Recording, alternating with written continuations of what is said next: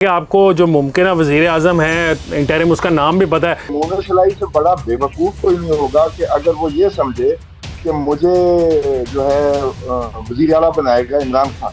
कोई anti campaign चली थी आर्मी की और आर्मी की लीडरशिप के, उसका वो काउंटर नैरेटिव जवाब देने के लिए एक बहुत बड़ी रैली निकाली गई है। रियासत ने अब उल्टे सीधे तरीके कार पकड़ लिए, वो चलें किसी दहशत गर्द के ऊपर या किसी फायर ब्रांड क्लैरिक के ऊपर इस्तेमाल कर रहे हो आने वाले दिनों के अंदर। काजी फाइज ईसा चीफ जस्टिस होंगे, डोंट एक्सपेक्ट भी उनके होते हुए आपको इधर उधर हो जाए। तो आगे मुहर्रम भी आ रहा है, तो ये वतने बंदों को जमा कर सकते हैं जिससे लॉ एंड ऑर्डर की सिचुएशन बन सकती है और शायद मे 9 टाइप में हम हो सकता है। 100 गल्ला की इको गल के चौधरी परवेज लाई उसको नहीं रखना है बस। अस्सलाम वालेकुम एंड वेलकम टू सच गप। मैं हूं हसन इफ्तिखार, मेरे साथ हैं तौसीफ अहमद खान साहब और हसन नकवी साहब। आज नाज़रीन जो हमारे पास प्रोग्राम में ख़बर है वो नकवी साहब से शुरू करते हैं। नकवी साहब के पास खबर। नकवी साहब, क्या खबर है आपके लेकर आए हैं जो हमारे लिए? आपको याद होगा हसन के चौधरी परवेज साहब को भी कुछ दिन पहले जो है ना रिलीफ मिल गया था और ये कहा था कि जो आइंदा भी केसेस हैं, आप जो आपने बताए हुए नहीं केसेस, उनमें भी गिरफ्तार एंटी करप्शन को रेफरी वगैरह को अकाउंटेबिलिटी केसेस उनके चल रहे हैं, किसी में गिरफ्तार नहीं कर सकते। उसके बाद ये कल फैसला हुआ, डिप्टी कमिश्नर डॉक्टर ये जो राफिया हैदर साहब हैं, उन्होंने रात गए कल इतवार के दिन एक ऑर्डर जारी किया कि जी इनको 30 दिन के लिए 3 MPO के तहत डिटेन किया जाएगा क्योंकि लॉ एंड ऑर्डर की सिचुएशन बन सकती है। क्योंकि हुआ ये बेसिकली कि जो SP मॉडल टाउन है और जो डिस्ट्रिक्ट इंटेलिजेंस ब्रांच है, उसने 13 तारीख को एक ख़त लिखा था CCPO के थ्रू, जिसमें कहा गया था कि जी एक फायर ब्रांड स्पीकर भी हैं और एक PTA के प्रेसिडेंट हैं, और अगर इनको रिलीज़ किया जाता है तो आगे मुहर्रम भी आ रहा है, तो ये वतने बंदों को जमा कर सकते हैं जिससे लॉ एंड ऑर्डर की सिचुएशन बन सकती है और शायद मे 9 टाइप में हम हो सकता है। जिसके बाद फिर 16 तारीख को डिस्ट्रिक्ट ये जो आपकी इंटेलिजेंस कमेटी है उसके अंदर भी ये बात रखी गई और जो पुलिस की तरफ से ये रिक्वेस्ट की गई कि हमारे पास भी सबूत है, हम चीज़ें देखी हैं और ये लग सकता है कि अगर आते हैं तो इनके जो फॉलोअर्स हैं वो इनकी बात सुनते हुए कोई लॉ एंड ऑर्डर हाल भी ले सकते हैं, प्रॉपर्टी पब्लिक प्रॉपर्टी, और उसको लॉ एंड ऑर्डर की सिचुएशन बन जाएगी। जिसके ऊपर जो है राफिया हैदर साहब ने कल वो ऑर्डर किया कि 30 दिन के लिए डिटेन किया जाएगा। बेसिकली हसन जो हम पहले ही बात कर चुके हैं, मैं आपको पहले भी याद है शो में कहता रहा हूँ कि इनके खिलाफ 15 से 20 केसेज एंटी करप्शन में भी हैं, FIA में भी हैं, और वो वजह सारी आपको पता ही है कि वो चल रहा है अकाउंटेबिलिटी केसेज में। इनको अदालतों की तरफ रिलीफ मिले जा रहा था और वो अपना केस प्रॉपर्टी से प्रोसीड नहीं कर पा रहे थे, जो या आपके तहकीकाती इदारे हैं जो अकाउंटेबिलिटी को देखते हैं, तो उनके पास आखिरी रिजॉर्ट में यही बचता है कि उनको वो डिटेन करके इनसे पूछना चाह रहे हैं। दूसरी बात जो आप भी करते रहे, मैं भी करता रहा, शो में हम डिस्कस करते रहे, बेसिकली हो ये रहा है कि चौधरी परवेज साहब ज़ाती तौर पर जो हैं वो शुजात साहब से इनकी 3-4 मुलाकातें जेल के अंदर हुई हैं, जिसमें सालिक भी मौजूद थे और चौधरी शाफिर सैनी मौजूद थे। वो ज़ाती तौर पे वापस अपनी पार्टी यानी अपने घर अपनी काफिले को ज्वाइन करना चाहते हैं, लेकिन जो वजह बनी हुई जिसके से वो अभी तक जा नहीं पा रहे वो है मोहम्मद सलाई साहब। परवेज साहब ज़ाती तौर पर मोहम्मद सलाई साहब की माफ़ी की भी ख्वाहिशमंद है, लेकिन मोहम्मद सलाई साहब खुद नहीं आना चाहते क्योंकि मोहम्मद सलाई साहब को उनको यकीन है कि अगर इमरान खान साहब दोबारा वापस आ जाते हैं या उनका कमबैक होता है तो वो अपने आप को CM का कैंडिडेट देख रहे हैं पंजाब में। दूसरी जो वजह परवेज साहब के लिए बनी हुई है, वो ज़ाती तौर पर बेशक जाना चाहते हैं, उनके फाइनेंशियल मैटर्स जो हैं, बहुत सारे जो उनके फाइनेंशियल रिसोर्सेज हैं वो मोहम्मद सलाई साहब के इख्तियार में, तो अगर वो चले भी जाते हैं तो उनके फाइनेंशियल स्टेबिलिटी इतने फाइनेंशियली स्टेबल नहीं होंगे क्योंकि मोहम्मद साहब के पास सारे जो है उनके कच्चा चट्टा पैसे जितने भी हैं। दूसरी बात जो मोहम्मद सलाई की प्रॉब्लम है वो ये है कि मोहम्मद सलाई साहब जो है उनकी सबको पता है कि चौधरी सालक साहब से और चौधरी शाफिर साहब से अच्छी नहीं बनती नहीं थी, और अगर अब वो वापस आते हैं तो पहले वाला मुकाम शायद हासिल नहीं कर पाएंगे और उनको उनके अंडर रह के या थोड़ी लो प्रोफाइल रह काम करना पड़ेगा। दूसरे जो एक और बड़ी डेवलपमेंट हुई है, आपको याद होगा गुराल फैमिली के ऊपर हम स्टोरी भी की थी। असजद जवेद गुराल जो एक जज हैं, उनकी फैमिली का बड़ा करीबी ताल्लुकात हैं ये चौधरी परवेज साहब खानदान से। उनके जो भाई हैं बड़े हसन गुराल, वो जो हैं वो UK के चैप्टर के हेड थे, पहले PMLQ के, बाद में वो बन गए PTI। जब परवेज साहब गए तो PTI में आ गए। उनके कज़न हैं वो MPA बन चुके हैं गुजरात के हल्के से ही। अब हुआ ये है कि उन्होंने भी एक तरह से आप समझें कि एक रैली निकाल दी है कल, वो रैली निकाली है, कार रैली है, बहुत बड़ी रैली थी, जो एक नैरेटिव बिल्ड किया गया था कुछ देर से पहले, कोई एंटी कैंपेन चली थी आर्मी की और आर्मी की लीडरशिप के, उसका वो काउंटर नैरेटिव जवाब देने के लिए एक बहुत बड़ी रैली निकाली गई है और वो रैली को लीड किया है एहसन गुराल साहब ने, जिसमें उन्होंने कहा है कि जी फ़ौज हमारी रेड लाइन है और फ़ौज के हिसाब से 9 मई का वाक़या हुआ STM शदीद। तो बेसिकली वो भी जैसे हमने माजी में देखा कि एहसन सलीम बरियार फैमिली जो सियालकोट में बहुत करीब थी परवेज दाई फैमिली के, तो आहिस्ता आहिस्ता जो परवेज दाई के कैंप में लोग थे या जो उनके साथ गए थे PTI में, वो भी उनको छोड़ रहे हैं। नकवी साहब, ये जो सारी बात आपने बताई, इसका आपने इंपॉर्टेंट बात जो मुझे समझ आई वो ये है कि चूंकि परवेज़ लाई साहब के ऊपर तो मुझे लगता है कोई केस बन नहीं सकता। इतने सारे आपने केसेस बताए हैं, हम इतने सारे प्रोग्राम्स भी करते हैं, इतनी सारी लंबी लिस्ट ऑफ केसेस है जो हम उनके ऊपर लेके बैठे होते हैं कि जी यहाँ पे भी करप्शन है, ये भी है, लेकिन पकड़ने के लिए 30 डेज के लिए 3 MPO को इस्तेमाल किया। उसका मैं जवाब देता हूँ। ये मतलब असल में जवाब देता हूँ। आपने कहा वो फायर बैंड स्पीकर हैं, ये कह रही है रियासत, मतलब परवेज़ लाई साहब को अगर किसी ने तकरीर करते हुए सुना हो तो उन पे ये कम से कम बहुत सारे इल्ज़ामात लग सकते होंगे। ये इल्ज़ाम नहीं उन पे लगाया जा सकता कि वो कोई शोला बयान किस्म के मुकर्रर हैं कि वो उनकी तकरीर से अमन व अमान का खदशा पैदा हो जाएगा। जी जी प्लीज। जैसे अभी आपने बात की ना कि असल में हो ये रहा है कि जो कोर्ट हम पहले बात करते रहे, एक अली रज़ा जज की एग्जांपल दी थी हमने, दूसरे जजेस की जो एग्जांपल दी थी, जो अकाउंटेबिलिटी कोर्ट के मजिस्ट्रेट वगैरह भी हैं, या इवन हाई कोर्ट में भी लोग हैं, वो उनको ब्लैंकेट रिलीफ देते रहे। मतलब अभी देखे ना, आपने कुछ दिन पहले आप ही ने डिस्कस किया था कि वो एक फैसला दिया, इसमें कहा कि जो आपने केसेस हैं उनमें भी आपने उनकी गिरफ्तारी डाली। तो बेसिकली जब रियासत मजबूर हो गई ना, रियासत अब मजबूर नहीं, लेकिन नकवी साहब वो जो आप बात जिस केस का हवाला दे रहे हैं, आज ही हाई कोर्ट ने उसके 2 रुकनी बेंच ने उस केस का जो ऑर्डर था उसको सस्पेंड कर दिया। तो तरीकाकार तो कानून में मौजूद होता है, अगर आप तरीके को फॉलो करना चाहें, अगर आप ना करना चाहें, अगर आप गवर्नमेंट ने भी चैलेंज कर दिया था और इन्होंने भी डीसी का तो हो गया ना। यही मैं आपको बता रहा हूं कि अगर आप प्रोसेस को फॉलो करें तो इवेंचुअली प्रोसेस फ्रूटफुल हो जाता है, काम बन जाता है। लेकिन एक तरीकाकार वो है, एक तरीकाकार ये है कि आप बंदा पकड़ें, उसके ऊपर 30 MPO को 30 दिन के लिए 3 MPO के अंदर उसको अंदर कर दें। और जिस तरह के आपने बताया कि राफे हैदर साहबा को एकदम पता चल गया कि परवेज़ लाई साहब जो हैं वो खतरा, अमन व अमान के लिए खतरा है। 13 तारीख की एक मीटिंग की एग्जांपल दी, जो उनका ऑर्डर है ना, मैं वो हम अभी शो में आपको नजर भी आ रहा होगा स्क्रीन पे, वो एक 13 तारीख का उन्होंने बात की, एक लेटर की, और 16 तारीख को एक मीटिंग में उनको रिक्वेस्ट की गई थी कि आप ये रिकमेंड किया गया था कि आप भी करते, तो उन्होंने उसके ऊपर बेसिकली 16 तारीख की रात बेसिकली तौसीफ साहब ये वही है ना कि रियासत ने अब उल्टे सीधे तरीक़ेकार पकड़ लिए हैं कि भाई अगर आपने एक बंदे को पकड़ के अंदर करना है तो आपने उसको अंदर रखना है, तो उसके लिए आप जो मर्जी करते रहें, कानून शानून को फॉलो मत करें। और मतलब एक ड्रकोनियन किस्म के लॉज हैं, ये गोरे के ज़माने का कानून है बनाया हुआ, वो चलें किसी दहशत गर्द के ऊपर या किसी फायर ब्रांड क्लैरिक के ऊपर इस्तेमाल कर रहे हो आने वाले दिनों के अंदर, तो समझ आती है ये पूरे मतलब परवेज़ लाई साहब को शोला बयान मुकर्रर कह रहे हैं वो। यहीं पर मेरा उसमें सारा इंटरेस्ट खत्म हो जाता है कि वो जानते ही नहीं परवेज़ लाई साहब को, मतलब वो कौन से शोला बयान है, कौन सी आग लगाने लगे हैं। आपका क्या ख्याल है? वो 100 गल्लां दी इक्को गल कि चौधरी परवेज़ लाई नूं तुन के रखना है, बस। और ये ऐसे इकदामात की कोई हिमायत नहीं की जा सकती। और हमने पहले भी ये डिस्कस किया है, ये कुछ सस्टेनेबल मॉडल भी नहीं है। आप 50-60s की प्लेबुक चेंज करें, इस गवर्नमेंट को ये इससे इससे कोई काम नहीं आएगा, ये कोई तरीका नहीं है।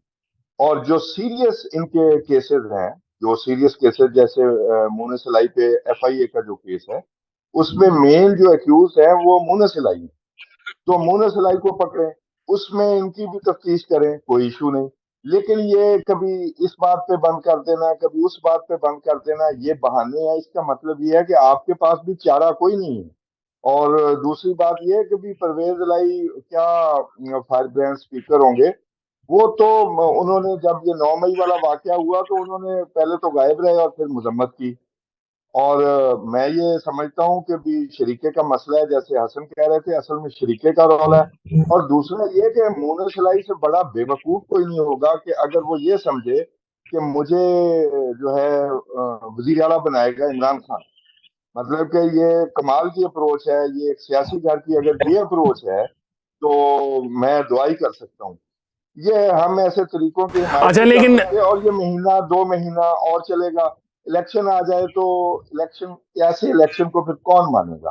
पूरी दुनिया जो है वो तौसीफ साहब वही मैं उठाएगी। तौसीफ साहब ये अब आप इलेक्शन की बात कर रहे हैं, आपको इलेक्शन होते हुए भी नजर आ रहे हैं? अगर इस तरह के हालात चल रहे हैं, मेरा तो नहीं ख्याल कि ऐसे हालात में इलेक्शन होते नजर आ रहे हैं। आपका क्या ख्याल है?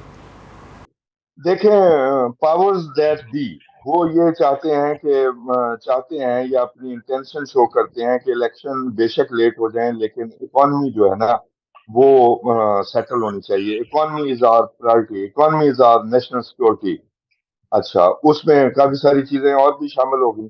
लेकिन मेरा ख्याल है कि सियासतदान जो है ना वो इस चक्कर में आना नहीं चाहते। और वो ये कोशिश करेंगे कि इलेक्शन टाइम पे हो। और दूसरा फैक्टर मैं आपको पहले भी अर्ज कर चुका हूँ, दूसरा फैक्टर ये है कि काजी फाइज ईसा चीफ जस्टिस होंगे। डोंट एक्सपेक्ट कि भी उनके होते हुए आपको इधर उधर हो जाए। और आसिफ अली जरदारी और नवाज शरीफ ये चाहेंगे कि इलेक्शन टाइम पे हो, ताकि उनकी गुत मुकम्मल तौर पर इस्टेब्लिशमेंट के हाथ में ना हो। जैसा कि शहबाज शरीफ की कुछ पॉलिसियों ने किया है, तो वो कुछ बातें अपने हाथ में रखेंगे। और मेरा ये ख्याल है कि इलेक्शन होंगे और उसमें फाइन लाइन जो है, जो लोग गौर नहीं कर रहे, कि वो पुरानी मरदमशुमारी पे कराए जाएंगे। तो इसमें जो है ना, वो बड़ी बारीक वारदात है। और ये कैसे मुमकिन है कि इलेक्शन आगे ले जाएं? उसका इलाज ये करेंगे, वो सेटिस्फाई करने के लिए लोगों को, कि कोई इकोनॉमिस्ट जो है वो निगरान वजीर आजम आए, ये भी मैं पहले बता चुका हूँ। या ऐसा बंदा आएगा जिसके साथ, जो कि ह्यूमन राइट्स के हवाले से सेंसिटिव हो लेकिन रेडिकल ना हो, यानी कि कुछ कुछ चलता भी रहे लेकिन ह्यूमन राइट्स के हवाले से वो रेडिकल हो, ताकि हर चीज जो है ना, वो इस ऐसे मामलात में ना पड़े, कभी खराबी की तरफ जाए। वरना इस इलेक्शन को मानने वाले बहुत कम होंगे। तौसीफ साहब, अब मुझे, अभी हम प्रोग्राम से पहले डिस्कशन कर रहे थे तो मुझे ये भी पता है कि आपको जो मुमकिन वज़ीर आज़म है इंटरिम, उसका नाम भी पता है। तो हम अपने नाज़रीन को ये बता देते हैं कि आप थर्सडे को वो बता देंगे, आप वो रूनुमाई कर देंगे उस नाम की, ताकि थोड़ा सा ज़रा पता तो चले ना उनको। चले, जुमेरात तक वादा पक्का ना करें, कोई एक आधा दिन आगे पीछे भी हो सकता है, लेकिन इंशाल्लाह इंशाल्लाह हम नाम देंगे। अच्छा, आपका ख्याल है हो रहे हैं इलेक्शन नकवी साहब? यार अभी जिस तरह आपको हसन आपने जिक्र तौसीफ साहब ने किया, जो अभी शहबाज शरीफ साहब से मुलाकात हुई है दाई साहब की, उसमें भी ये फैसला किया, को कह रहे हैं कि पॉलिटिकल लीडरशिप जो है ना, वो ज़ाती तौर पर चाहती है कि इलेक्शन जो है टाइम पे ही हों और उसको डिले ना किया गया। लेकिन ऑब्वियसली जो हमारी पावर्स दैट भी हैं वो चाहते हैं कि इकोनॉमिक रिवाइवल हो और सिचुएशन थोड़ी बेहतर हो जाए, और बेसिकली जो ये 9 मई के बाद वाक़यात हैं उनके जिम्मेदारों को पहले कैफरे किरदार तक पहुँचाया जाए, उसके बाद इलेक्शन हो। लेकिन पॉलिटिकल लीडरशिप जो है वो इस मामले में एक उनमें है कि इकट्ठे हों। अच्छा, लेकिन तौसीफ साहब की बात को एग्री कर लेता हूँ थोड़ा सा। उसमें कल मीटिंग जो हुई है ना, उसमें ये फैसला किया गया है कि वो प्रेफर करेंगे किसी टेक्नोक्रेट के बजाय या ब्यूरोक्रेट के बजाय कोई पॉलिटिशियन हो।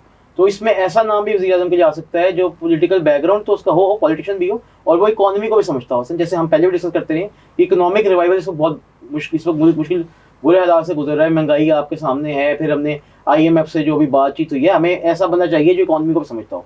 तो बेसिकली वो नाम आ सकता है जो पॉलिटिकल बैकग्राउंड भी हो, पॉलिटिक्स में को भी जानता हो, और साथ उसको इकोनॉमी में भी अबूर हासिल हो। तो देखते हैं भी आगे दिन में क्या होता है। लेकिन हसन, मैं बताऊं, हल्का हल्का टेक्नोक्रेट हो, हल्का हल्का पॉलिटिशियन हो, हल्का हल्का इकोनॉमिस्ट हो, ये तीन चीजें जी हो, जी जी, और आप हो बिल्कुल, सकता है आपने कोई मेरी फर्क बात कोई को ना एक हो। लफ्ज में सुना दिया सर। वो खातून तक आ गए तो नाम ही लाया दियो, फिर वेट क्यों कर रहे हो जुमेरात?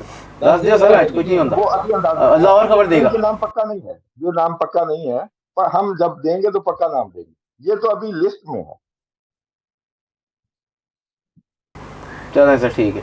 अच्छा ना, हाँ जी जी नकवी साहब, सर कुछ फिर कह यह रहे कर देना, 3-4 ना ਜਿਹੜੇ ਹੋ ਰਹੇ ਕਹਿੰਦੇ ਉਹ ਸਾਰੇ डिस्कस कर लेंगे, तो तुसी अपना दस देना, मैं अपना दस देंगे, फिर कोई ਜਿਹੜਾ होएगा फिर टॉस कर लेंगे, 2 दिन हसन तो कह देंगे वो दस दे। हाँ, हर दो सूरतों में हम फिर सच्चे साबित होंगे।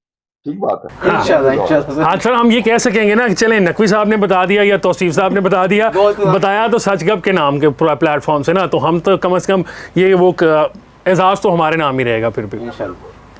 अच्छा तौसीफ साहब, प्रोग्राम जो है वो ख़त्म करने की तरफ मैं जा रहा हूँ। ये अफ़गानिस्तान के अंदर जो तालिबान आए, हमने बड़ी फ़ख्र का जश्न मनाए। इमरान खान साहब उसे वज़ीर आज़म थे, उन्होंने कहा कि अफ़गानों ने अपनी जंजीरें ग़ुलामी की तोड़ के फेंक दी हैं। ख्वाजा आसिफ साहब ने भी तकरीरें बड़ी की कि जी हो जी वापस आ गई, ये हो गया वो हो गया। अब जब से ये तालिबान वहाँ बैठे हुए हैं, वो पाकिस्तानी तालिबान को पनाह देते हैं, वो क्रॉस द बॉर्डर रेड्स करते हैं, हम उन्हें कहते हैं कि हमें बंदे दें, तो वो हमें वही उससे बुरा जवाब दे रहे हैं जैसा हामिद करज़ई और दूसरे देते रहे थे। वो भी उसी टोन में हमारे साथ बात करें, तो हमें क्या फ़ायदा हुआ ये सारा कुछ करने का? देखिए, मेरी बात सुने, ये इमरान खान को तो खैर इस बात की शर्म आनी नहीं।